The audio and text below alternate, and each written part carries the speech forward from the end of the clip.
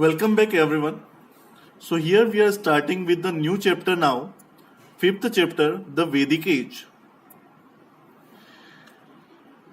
Have you ever heard or recited the Gayatri मंत्र? क्या आपने पहले गायत्री मंत्र पढ़ा है? ये क्या है? ओल्डेस्ट टेक्स्ट है इंडिया में. It is called the Rigvedas. They are 4 Vedas. 4 Vedas है हमारे यहाँ पे. द ऋग्वेदा जिसमें से ओल्डेस्ट है. The Vedic age is the period during which Vedas was. Vedic age वो पीरियड है during which the Vedas composed हुआ, जिसके बारे में हम बात कर रहे हैं. और ये पीरियड कब से कब तक है? 500 BCE से 600 BC तक, जिसे हम क्या बोलते हैं? वैदिक एज भी बोलते हैं. आगे बढ़ते हैं. Earlier we have read about the Harappan civilization. इससे पहले अपन हड़प्पन सिविलाइजेशन के बारे में पढ़ चुके हैं. स्लोली वो डिक्लाइन हुए 1800 BC में, और people again began living in the small life in villages. About this time people entered India from the north west. उस समय पे कुछ पीपल नॉर्थ वेस्ट से आए, जिन्हें हम क्या कहते हैं? आर्य, या फिर जो जिसका मतलब होता है नोबल वंश, है ना. तो a new culture developed in India with the arrival of the Aryan. एक नया कल्चर आर्यन के आने से हुआ, डेवलप हुआ. They did not come to India to invade and plunder and go back. They settle down in the plains and to agriculture. और ये यहाँ पे सेटल डाउन हो गए, और क्या किया इन्होंने? एग्रीकल्चर स्टार्ट किया. ये फर्स्ट सेटल्ड हुए कहाँ पे? 7 प्लेसेस में, पंजाब के रीजन के, जिसे हम क्या बोलते हैं? सप्ता सिंधु के नाम से भी जानते हैं. This Aryans who settled in India called Indo Aryans. Underline this term. जो आर्यंस जो सेटल्ड हुए इंडिया में, what they are termed? Indo Aryans. Our knowledge of the Aryans comes. Now we are talking about the study of Vedas. Vedas के बारे में पढ़ेंगे. तो our knowledge of Aryans come from the Vedas. जो आर्यंस के बारे में हम जो जानते हैं वो वेदास से पढ़ा हमने, है ना. तो Vedic age gets its name from 4 Veda. जो वैदिक एज है उसका नाम कहां से मिला? 4 वेदास से. Historian have studied this text carefully. Historians ने इस टेक्स्ट को पढ़ा, and they provide an insight into the life of वैदिक एज. द ओल्डेस्ट वेदा. जो ओल्डेस्ट वेदास कौन सा था? ऋग्वेदा था. 4 तरह के वेद है: ऋग्वेद, सामवेद, अर्थवेद, है ना, और यजुर्वेद. तो हम ऋग्वेदा की बात कर रहे हैं. तो इट वॉज कंपोज्ड अबाउट, कब कंपोज्ड हुआ था? 1500 BC में. And it is the collection of 1028 hymns. Hymns मतलब होता है श्लोक, जो किसके द्वारा रिटर्न था? ऋषियों के द्वारा लिखा गया था. These hymns were the praise of various good and godness. These hymns were the praise of various gods and goddesses. These hymns, जो श्लोक थे, were considered sacred. For hundred of years, the Rig Veda was passed down by the word of mouth. और ये काफी समय तक, 100 of years तक ऋग वेदा by mouth, जिसे बोलते हुए ट्रांसफर होता ना एक जनरेशन से दूसरे जनरेशन तक, तो ऐसे ट्रांसफर हुआ. फाइनली ये संस्कृत में लिखा गया, written down in Sanskrit. The other 3 Vedas were written later. और जो बाकी 3 वेदास थे वो भी बाद में लिखे गए. सबसे पहले ऋग्वेदा लिखा गया संस्कृत में. ठीक है, चलिए आगे बढ़ते हैं. Now we will talk about the languages. सबसे लैंग्वेज भी देख लेते हैं. जो आर्यंस, जो पीपल जो आए थे भारत में, वो कौन सी लैंग्वेज बोलते थे? वो इंडो यूरोपियन बोलते थे. विच वॉज द एंसिस्टर थी, पूर्वज लैंग्वेज थी किसकी? Of Sanskrit, Assamese, Gujarati, Kashmiri and many other foreign language, जैसे लैटिन, ग्रीक, जर्मन और पर्शियन. Similar word exist in all this languages. Similar word exist करते थे. अच्छा, इंडिया की बात करें तो language used in the north east belongs to Tibeto Burman family की. जो नॉर्थ ईस्ट साइड में बोली जाती थी, कौन सी लैंग्वेज किस फैमिली की बिलोंग करती थी? तिब्बतो बर्मन फैमिली की. अंडरलाइन कर सकते हैं इस टर्म को, जिसमें Tamil, Telugu, other language of the south ये कौन सी फैमिली की है? ये द्रविडियन फैमिली की। Clear? Now we will move to early Vedic. अच्छा, see this picture. Krishna Dvai Payana Vyas has been contributed to have compiled the Vedas which were in oral traditional before। अच्छा, जो अभी हमने बात की थी कि जो संस्कृत को जो रिटर्न में लिखा, ऋग वेदास को जो कंपोजिशन थी, जिसको कंपोज करके उसको रिटर्न संस्कृत लैंग्वेज में लिखा, वो किसने लिखा? वो इनने लिखा है। फोटो भी दे रखी है ना। अच्छा, अब बात करेंगे अर्ली वैदिक एज की। तो the period when Aryans first inter in India, क्या बोला जाता था? उसे अर्ली वैदिक एज बोला जाता था, जो 1500 बीसी से 1000 बीसी तक आया। The chief source of information about this period is the Rig Veda. The chief source of information about this, जो सबसे इंपॉर्टेंट इंफॉर्मेशन इस पीरियड की थी, इज द ऋग वेदा। अच्छा, ऋग वेदा के बारे में बात करेंगे तो जो किंगडम थी,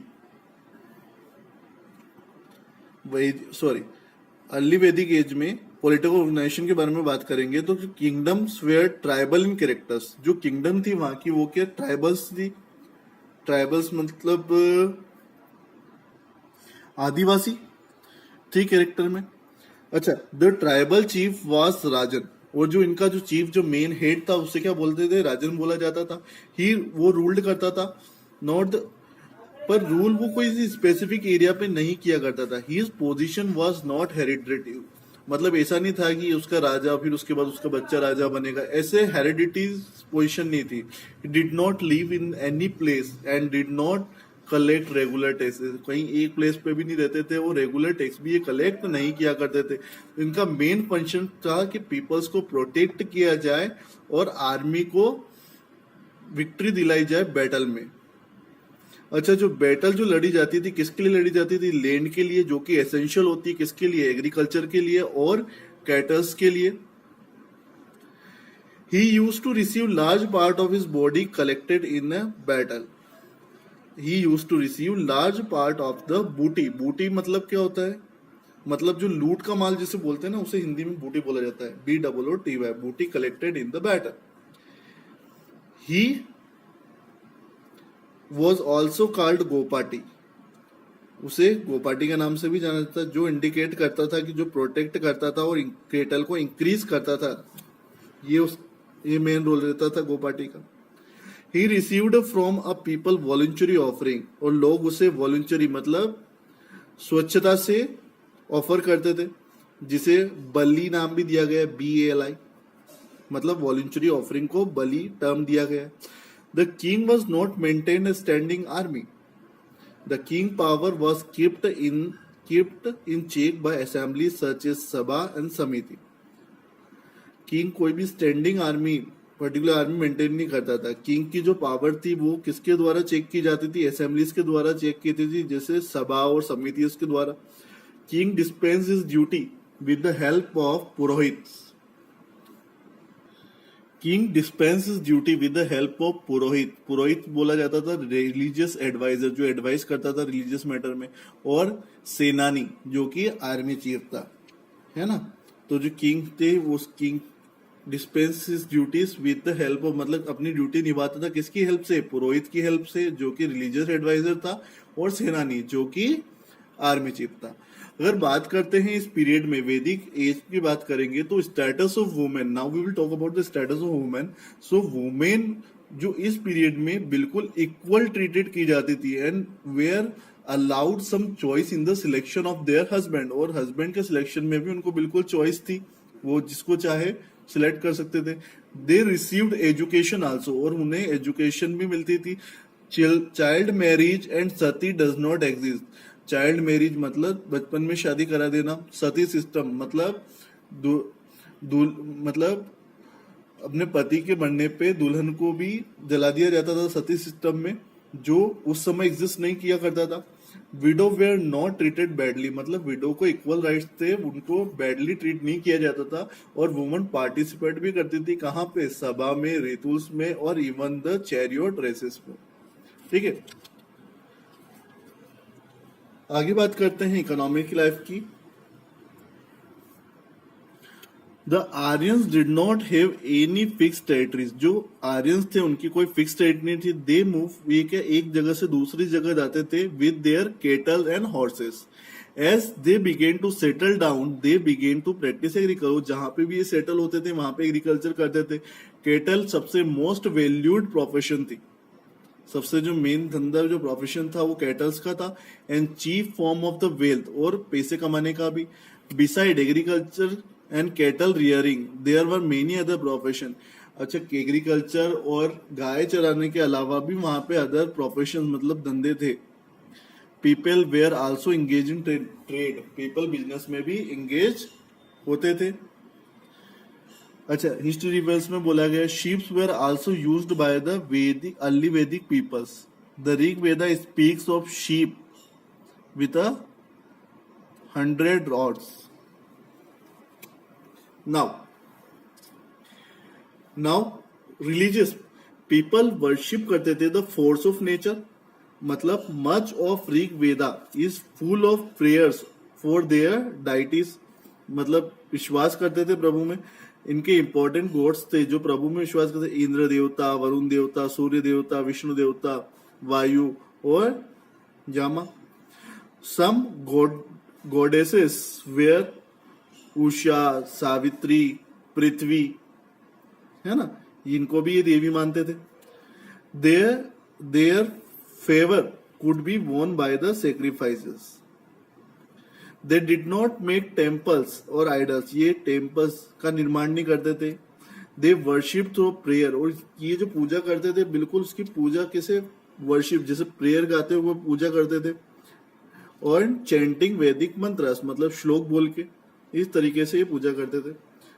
So this is in the first part. Rest of the chapter we will cover in the second part of this chapter. Okay? So read once this chapter again. Okay, thank you.